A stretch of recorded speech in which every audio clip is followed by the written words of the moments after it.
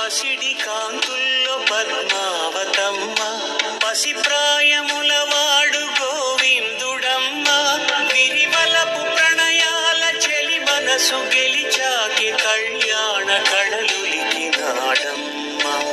కళ్యాణం వైభోగం ఆకాశరాజునకు సరితూగు సిరి కొరకు రుణమైన వెనుకాడలేదమ్మా.